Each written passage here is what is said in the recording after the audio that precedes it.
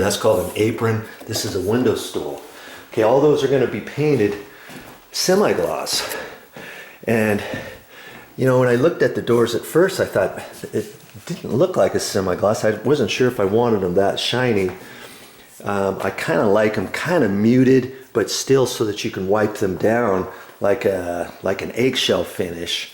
But he says, you know, we do everything with semi-gloss, and then after a few years, the paint just kind of tones down, and it still looks like a nice pre-finished door. And that's another reason why they're spraying these doors and frames, because whoever did them originally, they sprayed them and it gets a nice smooth finish. There's no way you can make this nice smooth finish without spraying these with the sprayer, because if you did a mini roller, I've seen some painters, they do it with a mini roller. The mini roller is like a little 6-inch roller, and it's about yay big, and you can do that. I don't care what kind of mini roller. They've got like a smooth one for smooth.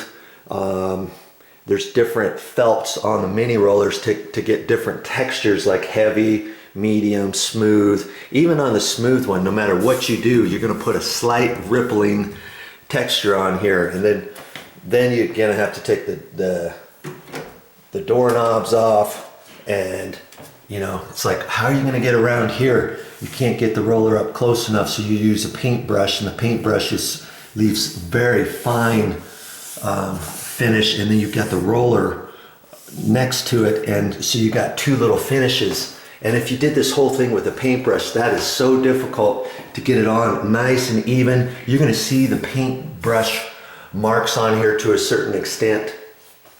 And just overall, you want a nice clean surface like this, go with the sprayer.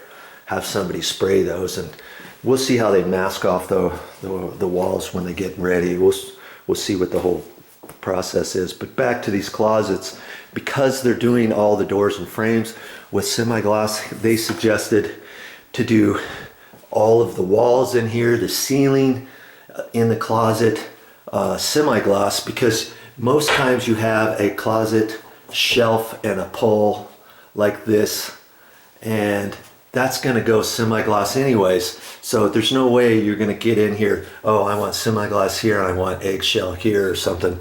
It's nice just to get this all smooth and with the semi-gloss anyways, because it'll be nice if you mark up the walls in the closet. You can wipe those off. And this closet pole, because there's no paint on it now, they're going to take these out, and the last person who installed them, they put screws in them, which is nice here. So all they have to do is take out these couple screws, and then they'll pull this closet pole out of here, and then they'll just spray the whole other thing. If they got anything in the closet, obviously they'll have to unscrew that, they'll have to unscrew that, they'll have to put that back when they get done. And I'm just going to let them worry about that kind of stuff. Okay? So that's just a little bit. I wasn't really planning on talking too much. I probably gave you more information than maybe you wanted, but you know, you never know. Maybe what I was just talking about, maybe that's something you're interested in, or one part of it or whatever. As for the ceilings and stuff, you see all these eyeball, these are can light fixtures. I said, what are you going to do around those? You're going to mask around there? No, you're going to pull the trim down. The trim is on little springs, and they're going to have to gently pull those down, you know, maybe 2 or 3 inches down. Then they can put masking tape around there, then they can spray. I'm not sure if they can pull those down without pulling the light bulbs out. You may have to undo the light bulb, pull it down at that point or whatever. And all the blinds, see these blinds, we're just having them be responsible to pull all those down, and then they're responsible to put them back up. So you can, when you talk to a painter, talk to him, see what he's going to do, and then maybe there's certain things that he'll let you do.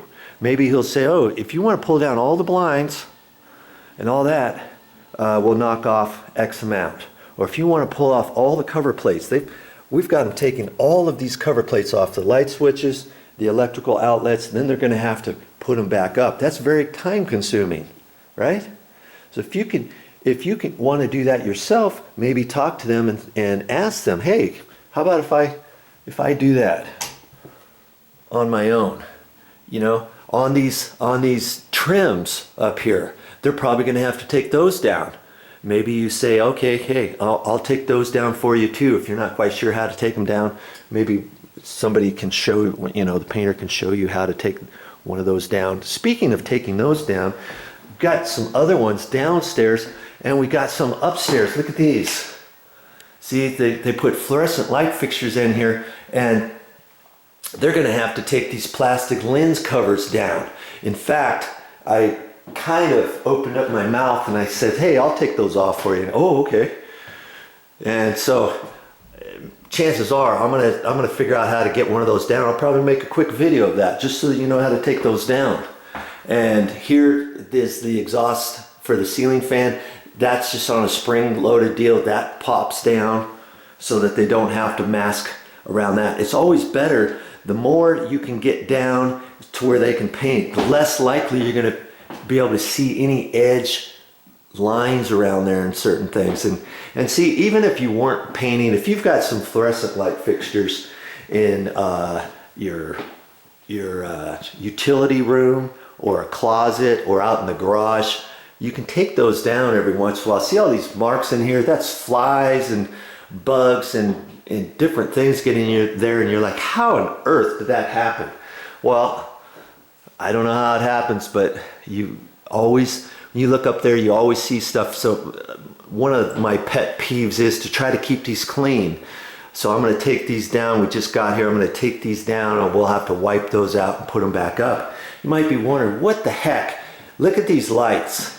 You see here, there's two fluorescent light bulbs in here, but you don't really know that. But look at this here. There's two here, and you're like, how come they're different colors? What's the deal? Well, you've got different colors of fluorescent light tubes at the store. You've got soft white and you've got bright light. I think they call it cool white. Cool white is a whiter color, and warm white, it's not called soft white, it's a warm white bulb, has a little bit of yellow in it, just slightly. They used to always have warm light bulbs, then they came out and they decided to make some cool light bulbs, and I think these are just a slightly less wattage, maybe a couple, and then they have also daylight tubes. You can get a tube that's called a daylight tube, which is slightly different than this. If fluorescent lights really bother you, let's say your eyes, you try the daylight tubes. Go to the hardware store. They've got all different kinds of tubes, so check that out. But like in here, if this bothers Momi, it kind of bothers me a little bit, but I can take the one tube out, the warm white tube, and I can replace it with a cool white to get it the very same color. And then you just want to make sure you always use the same tubes. And before you change the tubes, always make sure you come here and turn it off. I hate doing it with it on, because you got to put it up there and be real careful and hope that you don't shock yourself at the tip or something, because I like to kind of fit one in and then fill my fingers on the other side, and sometimes you have to twist the bulb a little bit. Some have two little grooves on it and you have to put them up, or maybe you have to put them up this way and twist it straight, or other ones just click straight in. There's other tubes that have a round little knob at the end of it where one side depresses and the other side pops in there, you know, in the actual holder of the tube of the end of the light fixture. So there's different things there, and I'll probably make a little video of that too. But you know, for right now, I'm not going to make a video of taking the strike plates out or taking the door bumpers off. And look at this. Look at this. This door's been sitting here, and this is the area where they came in for the washer and dryer, so they have to come in here all the time for the last 17 years washing clothes and stuff. How many times do you think this door's been opened and closed? Well, look at There's no screw hole down here for the door bumper, is there? There's nothing. That tells me they forgot to put a door bumper there.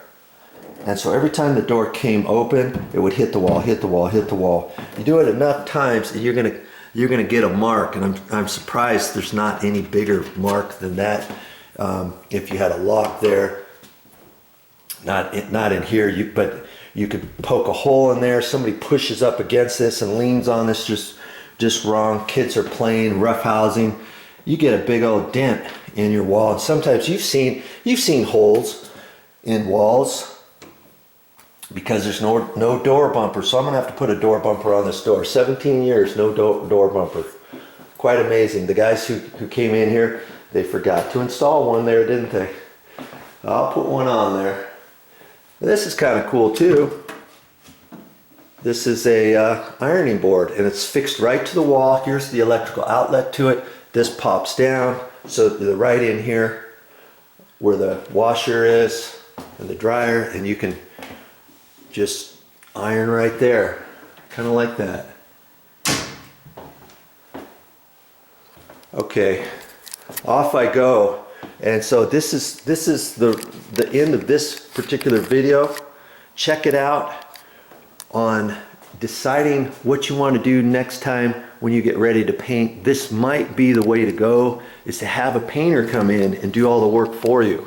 If you're just going to do some walls though, let's say you're just going to you just want to paint your bedroom and that's it, and you just want to do the walls, then I would suggest, no, don't get a painter in here to mask everything off, to spray these walls. If you're just doing one room, you might as well do those with a roller. And I've done that before, and I don't even have to put a lot of stuff down here. I just put some craft paper down, a little 3-foot strip of craft paper, run it along the wall here, up and down I go, and then you can cut in the base, cut in the ceiling, and it doesn't really take you very long. But since you're doing an entire house, you know, that's when I would suggest get a painter, and at least have them give you a price so that you know how much it's going to cost before you decide to come in here and spend weeks in here painting with the paint roller. And then you've got to decide, okay, what am I going to do with all the doors and frames and the baseboard and everything else? Okay, so anyways, I hope you maybe learned something from this video, and I'll be back with more videos.